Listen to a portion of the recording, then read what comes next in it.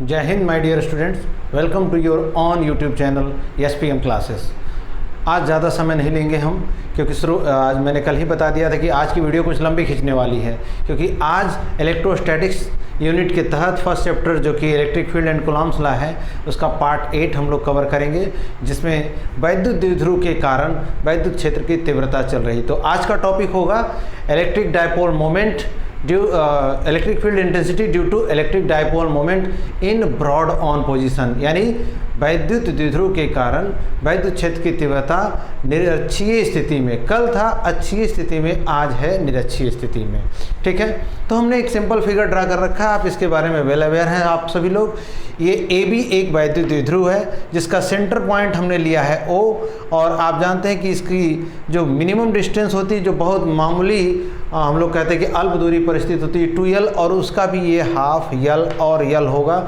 और कल के वीडियो में हमने आपको बताया था कि L स्क्वायर और R स्क्वायर में कैसे रिलेशन बना था। तो आज उस पार्ट को अगेन रिपीट नहीं करेंगे, डायरेक्टली लिख देंगे वहाँ पर, आप अच्छी तरह से मेरे ख्याल से समझ भी जाएंगे। तो आइए देखिए, सबसे पहली बात कि निरक्षीय स्थिति अक्ष के एकदम अपोजिट डायरेक्शन में। मान लो अगर हमने कहा कि ये अच्छी स्थिति है, तो आइदर आप राइट साइड में जाओ और लेफ्ट साइड में जाओ, तो अच्छी स्थिति थी। निरक्ष क्या होगा, इस पर डायरेक्टली परपेंडिकुलर अगर हम बनाएं तो ये क्या है, ब्रॉड ऑन पोजीशन है या निरक्षीय स्थिति है। तो सेंटर पॉइंट से, जैसे अच्छी स्थिति में सेंटर पॉइंट से R डिस्टेंस पर हमने एक अज्यूम किया था एक पॉइंट C, जहाँ पे हमें वैद्युत क्षेत्र की तीव्रता ज्ञात करनी थी। तो आज के केस में निरक्षीय स्थिति में ये कहाँ है, AB के ठीक मिडिल में O पॉइंट पर, और इससे ठीक R दूरी पर एक पॉइंट हमने C लिया है, जहाँ पर हमें वैद्युत क्षेत्र की तीव्रता ज्ञात करनी है। ठीक है, ये अगर थोड़ा सा ब्लर दिख रहा हो यहाँ पर, तो वही बात हमने लिखा है कि AB एक वैद्युत द्विध्रुव है जिसका सेंटर कहाँ है, O है। ठीक है, अब आप ये देखो, ये परपेंडिकुलर है ये, और ठीक मिडिल में है। तो ये एक तो लंब है, दूसरा आधा है, तो ये लंबार्धक है किसका, ये CO जो है, ये CO जो परपेंडिकुलर है, वो ये AB जो वैद्युत द्विध्रुव है उसी पर लंब है, परपेंडिकुलर है, तो ये लंब भी है और आधा भी है, इसीलिए इसको लंबार्धक कहते हैं। अब आप सीधी सी बात समझ गए होगे कि लंबार्धक अगर है तो डैट मीन्स C से पॉइंट A की डिस्टेंस और C से पॉइंट B की डिस्टेंस एग्जैक्टली सेम होगी, जो कि समद्विबाहु त्रिभुज या आइसोसेलेस ट्रायंगल कहलाएगा। इसी बात को हमने यहाँ लिखा है कि क्लियरली ट्रायंगल ABC समद्विबाहु है, अतः आधार पर का कोण बराबर होगा। आप जानते हैं समद्विबाहु त्रिभुज की प्रॉपर्टी है कि जिसकी दो साइड्स आपस में इक्वल होती है और बेस पर के जो एंगल होते हैं वो भी आपस में बराबर होते हैं। तो एंगल तो यहाँ पता नहीं है क्या है, इसीलिए हमने लिखा है एंगल CAB या एंगल CAO भी बोल सकते हो आप, और एंगल CBA, दोनों के लिए हमने लेट कर लिया, मान लिया है कि ये एंगल कितना है, थीटा। अभी इस त्रिभुज में ध्यान से देखो तो दो राइट एंगल ट्रायंगल भी बन रहे होंगे, क्योंकि लंबार्धक जब कहा है तो यानी ये लंब है, तो सीधी सी बात है कि एक ट्रायंगल देखो बन रहा होगा COA और दूसरा ट्रायंगल बन रहा होगा COB, यानी दो एग्जैक्टली राइट एंगल ट्रायंगल है और आपस में दोनों बराबर भी होंगे। क्यों, क्योंकि CA is equal to CB due to isosceles triangle, ये तो 100%, और ये क्या है, OC जो साइड है दोनों में कॉमन है। बात क्या बची, हम जानते हैं कि ये दोनों की डिस्टेंस यहाँ से यहाँ तक L और O से B तक भी L, और ये इस डिस्टेंस को तो हमने माना ही है कि R डिस्टेंस पर हमें फाइंड आउट करना है, जो पॉइंट C है वहाँ पर इलेक्ट्रिक फील्ड इंटेंसिटी। तो ये डिस्टेंस हो गई L और ये डिस्टेंस R। तो according to Pythagoras theorem you can easily find out hypotenuse equal to under root square of length plus square of base, यानी कर्ण बराबर अंडर रूट लंब का वर्ग प्लस आधार का वर्ग।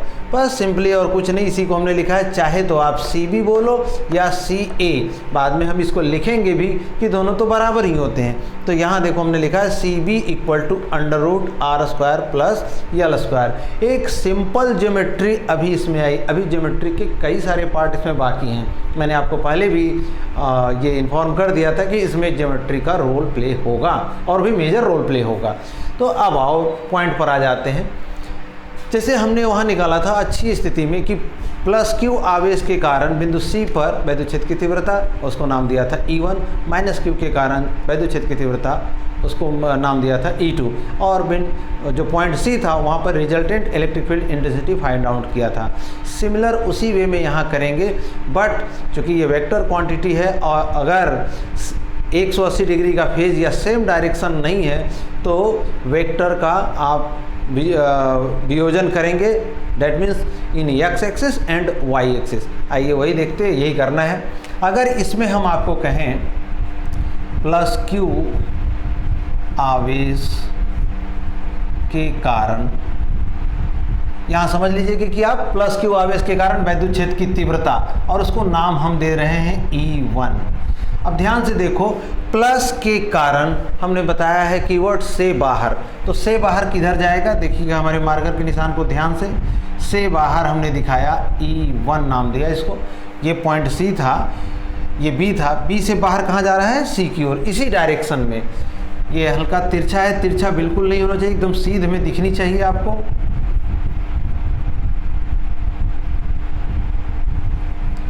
ठीक है, ये क्या हुआ आपका E1। अब E1 हम जानते हैं electric field intensity due to a point charge is equal to 1/4 pi epsilon naught into Q by R square. तो वही लिखेंगे यहाँ पर हम लोग 1/4 पाई एप्सिलॉन नॉट के इंटू क्यू। हमने कहा था कि इसमें मैग्नीट्यूड सिर्फ लिखेंगे क्योंकि ये वेक्टर क्वांटिटी है, डायरेक्शन यहाँ दिखाना होगा। प्लस क्यू माइनस क्यू में माइनस नहीं लगाएंगे, अभी तो हमने प्लस क्यू लिया ही ऑलरेडी। अब देखो ये क्या होगा, बी सी स्क्वायर या सी बी स्क्वायर, डिस्टेंस तो यही आ रही है तो हमने लिख दिया मान लो सी बी स्क्वायर। और डायरेक्शन कहाँ है, बी से सी की ओर, बी से सी की ओर। क्लियर है बात, डायरेक्शन भी लिख दिया हमने। अब देखो माइनस क्यू आवेश के कारण अगर बात करें वैद्युत क्षेत्र की तीव्रता तो E2 नाम दे देते हैं उसको, पहले वाले को अगर E1 नाम दिया है तो ये Q ही लिखेंगे, माइनस Q नहीं लिखेंगे, आपको ऑलरेडी पहले भी बता चुके हैं। और ये डिस्टेंस इस बार देखिए माइनस Q से यहाँ तक, डेट मीन्स A से लेकर C तक, तो ये AC स्क्वायर या CA स्क्वायर जो भी आपको लिखना है, बात एक ही है, CA स्क्वायर। अब इसकी डायरेक्शन, यही ध्यान देने की बात है। फिर अगेन हम कहेंगे वही कीवर्ड, जैसे ही आपने माइनस आवेश देखा तो की ओर और प्लस आवेश देखा से बाहर, याद रहे ये चीज़। माइनस है तो पक्की सी बात है की ओर होगा। ये इसी पर एक बार और रिपीट कर रहे हैं, थोड़ा डार्क हुआ होगा, समझ में आना चाहिए आपको। ठीक है, तो इसकी डायरेक्शन किधर है, सी से ए की ओर, सी से ए की ओर।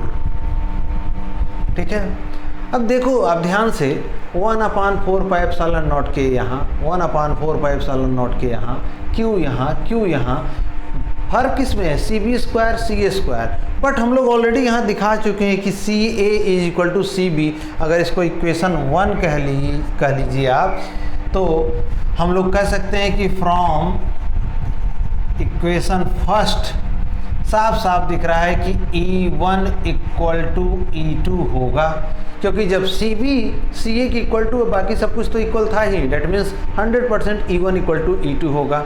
अब इनकी वैल्यू की जब ज़रूरत पड़ेगी हमें तो वैल्यू भी निकाल लिया जाए। अब वैल्यू क्या होगी, ये सब कुछ रखा हुआ है, 1/4 पाई एप्सिलॉन नॉट के इंटू क्यू बाई, चाहे CB बोलो चाहे CA, दोनों की वैल्यू क्या होगी, वही जो हाइपोटेन्यूज का भी हमने बताया था और निकाल के रखा भी है, CB equal to √R² plus L²। और आप जानते हैं कि यहाँ स्क्वायर है और यहाँ √R² प्लस L² है, तो अंडर रूट का जब स्क्वायर करते हो तो वो एक दूसरे को कैंसिल कर देता, वर्ग वर्गमूल एक दूसरे को कैंसिल किए, तो यहाँ बचा क्या आपका R² प्लस L²। E1 और E2 की वैल्यू की भी हमें ज़रूरत पड़ेगी, बाद में आते हैं इस पर। और यहाँ देखो हमने माना था कि माना angle CAB equal to angle CB equal to theta, इसको यहाँ पर दिखा भी देते हैं, इसको यहाँ दिखा दिया। अब इसमें आगे बढ़ने से पहले जो हमने कहा था कि ज्योमेट्री वाला पार्ट, वो आपको जानना बहुत ज़रूरी है। अब इसमें करेंगे क्या, क्योंकि देखो एक इलेक्ट्रिक फील्ड इंटेंसिटी E1 जो है C से इस डायरेक्शन में जा रही है, और दूसरी इलेक्ट्रिक फील्ड इंटेंसिटी इसका नाम E2 है, वो C से किधर आ रही, A की तरफ। तो आप देख रहे हो इजीली आपको दिखेगा कि एक डायरेक्शन ऐसे जा रही है और दूसरी डायरेक्शन ऐसे। कल वाले केस में एक इस तरह था और एक दूसरा इस तरह था, तो फेज डिफरेंस 180 था, तो हमने ज़्यादा वाले में से कम वाले को घटा लिया था, ऐसे करके E1 माइनस E2।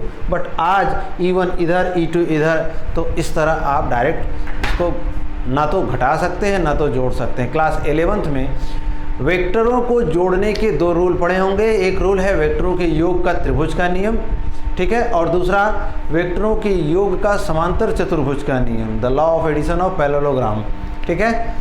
और वही रूल यहाँ हम लगाएंगे। तो इसके लिए करेंगे क्या, बड़ा सिंपल सा एक है, बुक वगैरह में आपको एक दो डायग्राम अलग अलग करके दिया होगा, लेकिन हम आपको इतना सिंपल बताएंगे कि आपके दिमाग में ये एकदम सदा सदा के लिए बैठ जाएगा, ठीक है। तो यहाँ देखो ये जो AB जिसको हमने इलेक्ट्रिक डायपोल कहा था, अभी आप एज्यूम कर लो कि एक साइड है, एक त्रिभुज की कोई भुजा है, और इसी के एग्जैक्ट पैरेलल देखो हम डॉटेड लाइन से बना रहे हैं।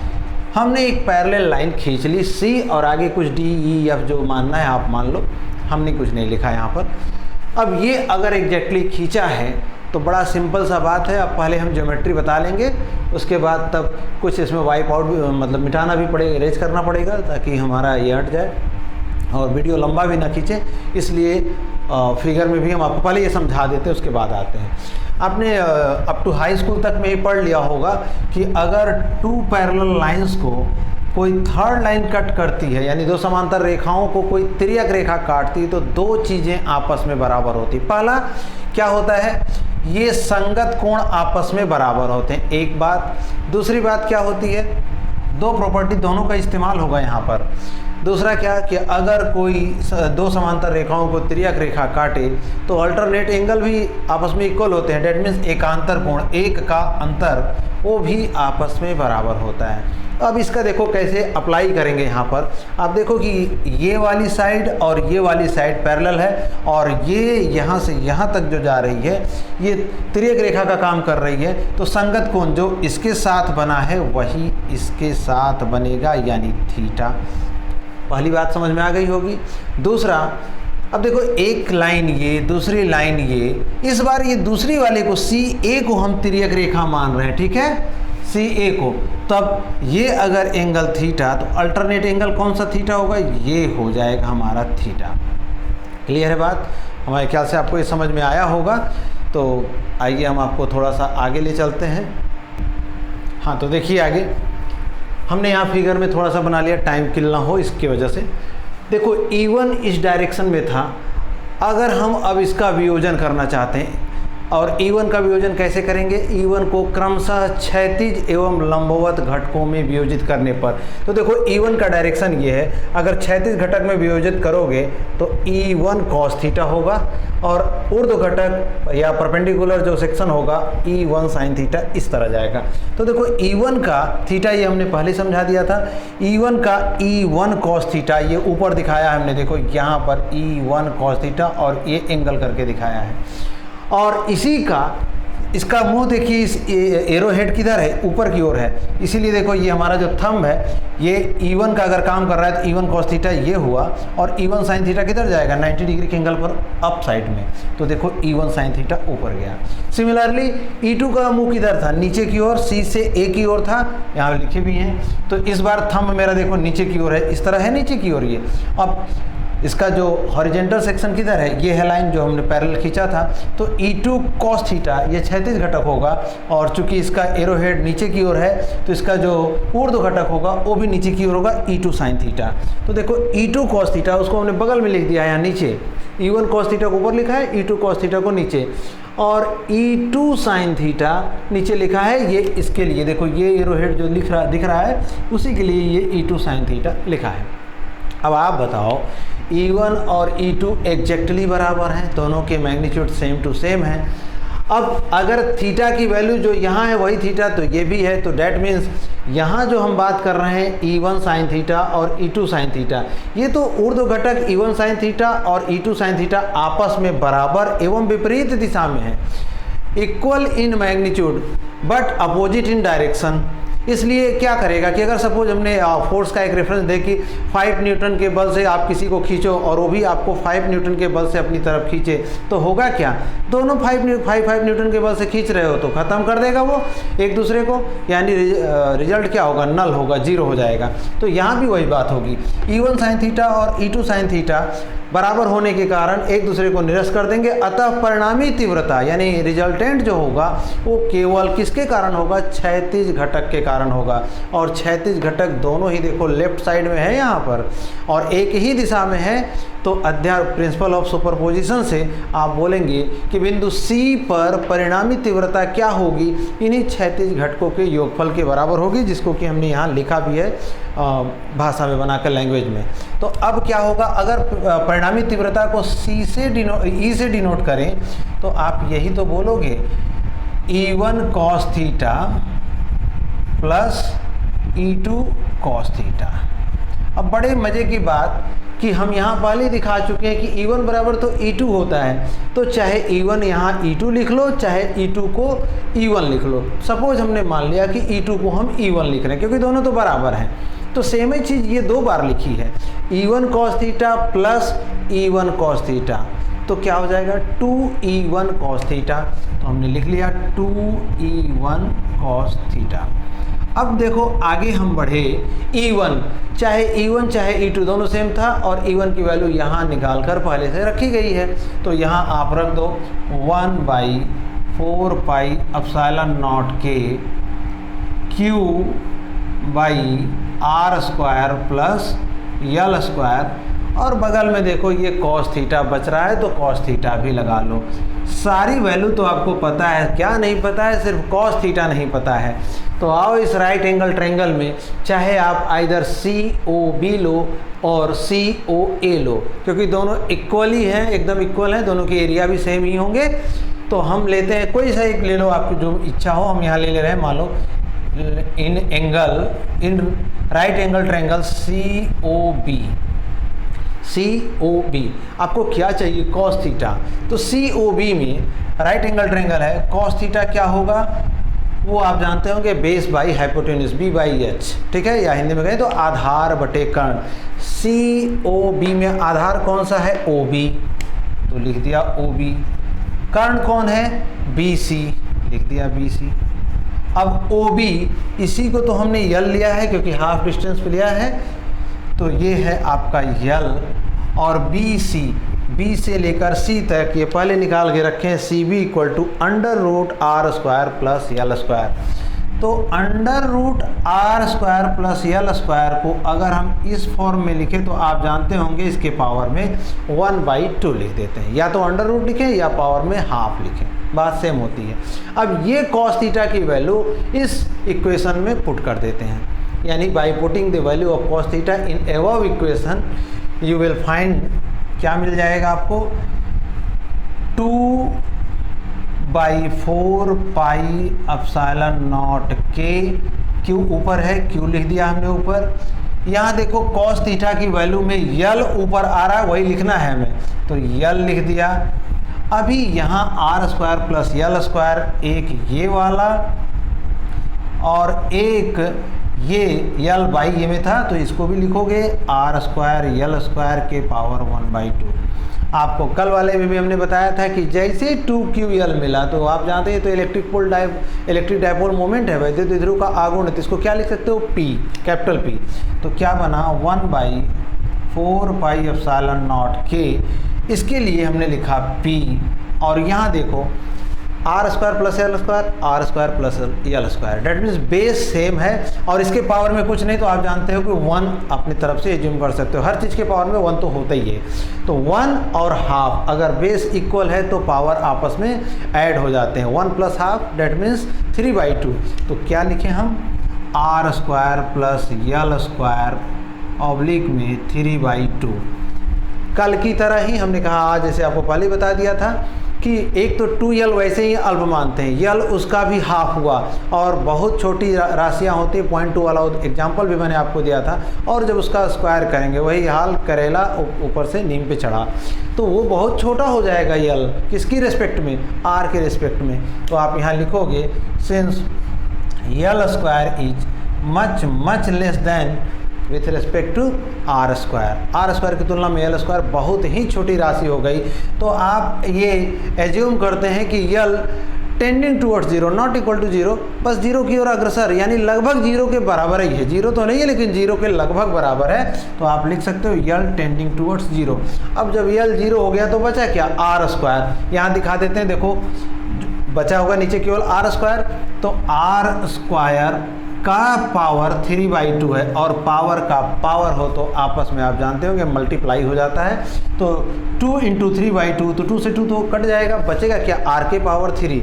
बस यही बात यहाँ लिखनी है, E = 1/4πε0k × p/r³, यूनिट लिख दीजिए न्यूटन पर कूलाम। यही आपकी हो गई electric field intensity due to electric dipole in broad on position. तो बड़ा एक इंटरेस्टिंग रिजल्ट आपको देखने को मिला होगा कि जब एंड ऑन पोजीशन किए थे सेम रिजल्ट आया था, बस कहाँ अंतर था, ये P की जगह 2P था, और यहाँ ब्रॉड ऑन पोजीशन पे हम क्या देख रहे हैं, P देख रहे हैं। यानी ये ऑब्जेक्टिव क्वेश्चन में यूपी बोर्ड में कई बार पूछा गया है। इन और भी स्टेट बोर्ड जो है, अदर जो स्टेट हैं वहाँ भी, हरियाणा में भी आया है, पंजाब में भी आया है, उत्तराखंड में भी आया है, कई सारे स्टेट बोर्डों में ये क्वेश्चन पूछा गया है। लिख देता है कि अच्छी स्थिति में तीव्रता इक्वल टू ... निरच्छी स्थिति की तीव्रता है, या तो उसकी कुछ गुनी होगी या उसका कुछ डिवीजन होगा, सीधी सी बात है। तो अभी तो आप फट से पकड़ लोगे कि निरच्छी स्थिति में तीव्रता अच्छी स्थिति में तीव्रता की आधी होती है। इसी को उलट के अगर कहा जाए कि अच्छी स्थिति में तीव्रता वैद्युत द्विध्रुव के कारण निरक्षीय स्थिति में तीव्रता की दुगुनी होती है। ठीक है, तो ये थोड़ा सा क्वाइट उस कंपैरिजन करें पिछले वाले से तो थोड़ा हमने कहा था लंबा होगा। ये तो हमने पिक्चर ड्रॉ कर लिया पहले से, अदरवाइज ये वीडियो और आधे घंटे की लगभग हो जाती। ठीक है, तो ये थोड़ी सी प्रैक्टिस इसमें आपको करनी है। पहला वाला अगर आपने अच्छे से कर लिया है तो ये भी बड़े अच्छे से हो जाएगा, कोई दिक्कत नहीं होगी।